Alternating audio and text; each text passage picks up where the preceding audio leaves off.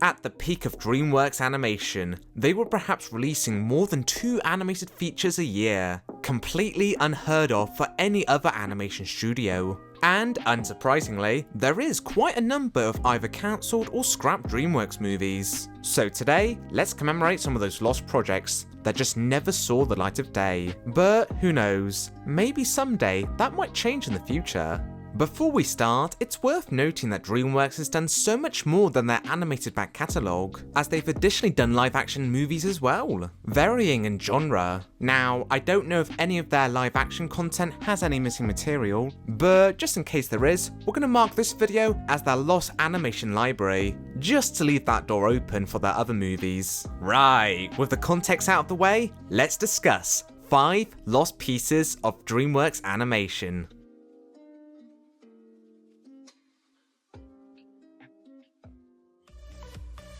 Boo was going to be a 2015 horror action comedy, which would have featured the voice talents of Seth Rogen, Melissa McCarthy, Rashida Jones, Matthew Boner, and the original, but always reluctant to return, Ghostbuster member Bill Murray. The project, being first announced back in 2009, was originally conceived to be about a ghost who wasn't very good at scaring people, so he had to return back to ghost school. There were slight murmurings at the time that this could have perhaps been a Casper movie. This was mainly because at the same time, DreamWorks had acquired the rights to the character, but the rumours were completely false, although the story was eventually revamped. The plot in its final state featured a secret organisation called Boo, which, if you couldn't guess, stands for Bureau of Otherworldly Operations, protecting the public from evil spirits. Although their secret weapon is that of collaborating with some anti-hero ghost. Unfortunately though, their most trusted ally, Addison Drake, is secretly putting together a ghost army to do what else but to take over the world,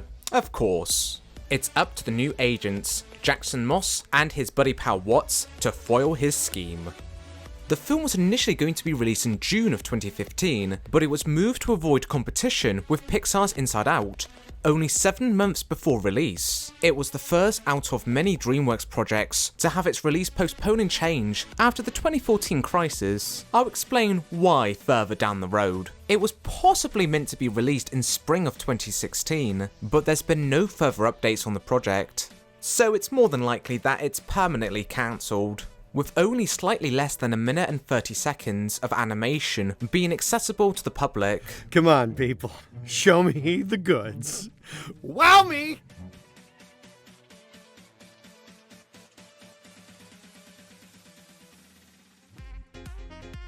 Larrikins, in development between 2013 and 2018.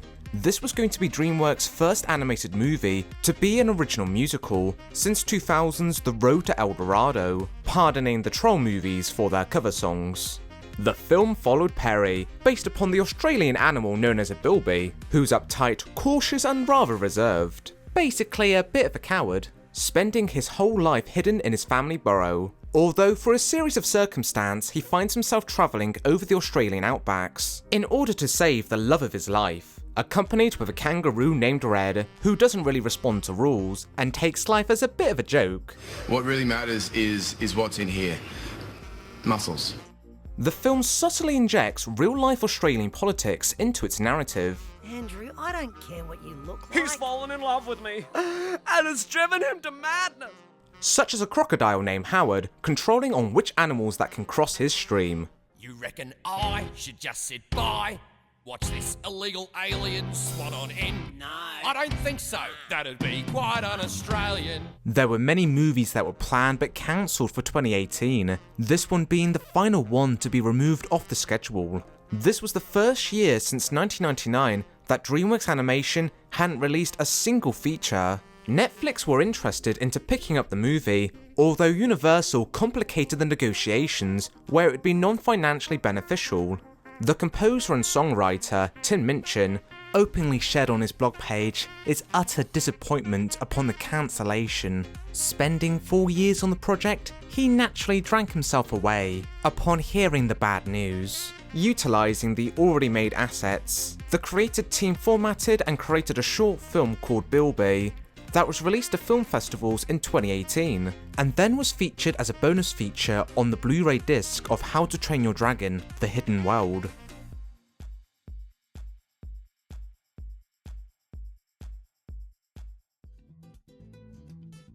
The Road to El Dorado was among some of the very first projects worked at DreamWorks. In fact, the conception began for the movie only several days before the public announcement of the DreamWorks company. Writers Ted Elliott and Tara Rossio were assigned on board by Jeffrey Katzenberg to pen a screenplay of an animated musical loosely based on the 16th century Spanish voyage to South America, led by Cortez. In the final version of the movie, he's appropriately a villain, fitting in line with the real-life character, as let's just say, when he got to the New World, he wasn't very friendly with the natives. The film at first was perceived to be a light-hearted comedy, taking influences from the Road 2 film series. The dynamic would be two Caucasian men would go off and explore foreign places around the world. The directors Will Finn and David Silverman were aiming for the buddy comedy road trip format, although Katzenberg wanted something much more dramatic and serious in tone, and ideally the film was going to be rated PG-13. Frustrated over the situation, the directors left the project,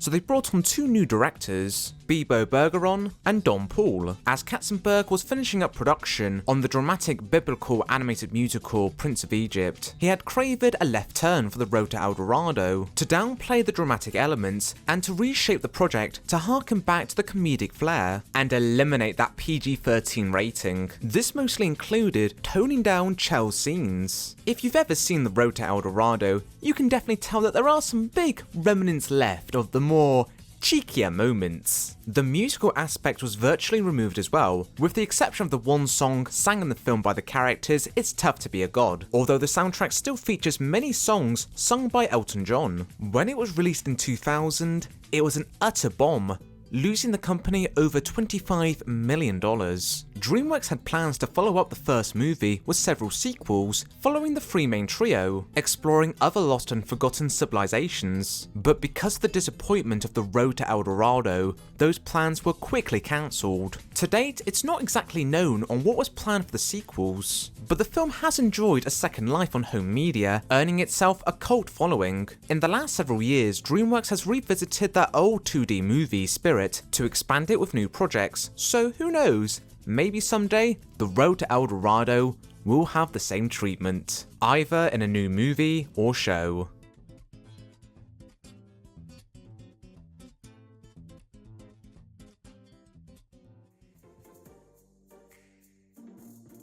Me and My Shadow is perhaps one of the most infamous lost DreamWorks projects. Despite the fact that it was never made, the conception for the film has garnered a huge interest and cult following. The plot to this flick follows a working class man called Stanley, and his shadow named Stan. In the film's universe, shadows have a mind of their own, living in their own secret domain. Stan, having aspirations of making Stanley's life much more brighter, he starts taking control of his body, but this comes with the risk of breaking the shadow rules, and the both of them get themselves wrapped up in an evil scheme where they find out that there's an evil shadow wanting to take over the human domain. So now it's up to Stan and Stanley to put a stop to it before it's too late. This film was going to be an animation hybrid, the human world being rendered in CGI, and then the shadow characters and their realm would utilize 2D animation, the first time DreamWorks has majorly gone back to the format since 2003 Sinbad: Legends of the Seven Seas. Originally slated to be released in November of 2013, but its release schedule was swapped around in favour for Peabody and Sherman. This was largely to help with the shaky production of the movie that ended up going back into development. Its production afterwards has never been officially updated. Unfortunately, 2014 would be the beginning of a rather dark period for DreamWorks. Out of its 3 animated releases of that year, Mr. Peabody and Sherman and Penguins of Madagascar performed more disappointingly than usual for DreamWorks, ended up losing the company over $50 million each. By consequence, DreamWorks had to drastically downsize their company, in 2015 laying off 500 animators. With the company needing to slow down, it meant the cancellation of many movies. They did try and resuscitate the project through the support of Edgar Wright, but it never pollinated any further. But perhaps maybe the film never had a chance to take off in the first place. A former animator on the project, Matt William revealed on Twitter that during a screening, showing an animation test to Katzenberg, who had only just arrived from a long flight from China, was not only tired but disinterested from the screening. By the end of it, he told the crew that it didn't look like a $200 million movie, and that's what he needed. Perhaps Me and My Shadow never had a lot of love to begin with. If we were strictly just talking about original movies that never got made, then this would have to easily be the number one choice. But there was a DreamWorks film with such an infamous situation that we can't overlook it.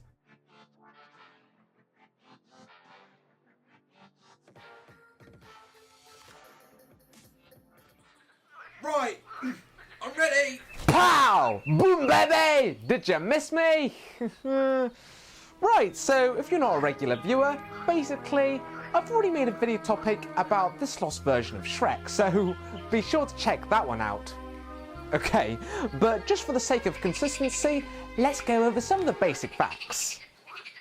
Officially starting production in 1996 was Shrek, based on the children's book by the same name, with the title character Shrek being voiced by Chris Farley. By 97, he had completed 80 to 90% of the dialogue. The nearly completed animatic of the movie was presented to Katzenberg and he wasn't very impressed with the whole film. Ultimately, they had to go back to scratch of remaking the movie, but before they had a chance to record a new version with Chris Farley, he passed away during December of that year. As we all know by now, Shrek was reformatted into the 2001 hit with Mike Myers. According to the director of the final movie, Vicky Jensen, both the Chris Farley and Mike Myers films only share two scenes between one another, the onion scene and the campfire, which is currently the only scene available from the Chris Farley version of Shrek. Currently, the original script and a 96 animation test are within private hands of collectors, so someday, maybe more information will come forward of the lost Chris Farley incarnation. Hey, you made it to the end! Congratulations! Make sure you like and subscribe! Please do so I can convince my parents that YouTube's a viable career. Please! Only I would go green for you guys!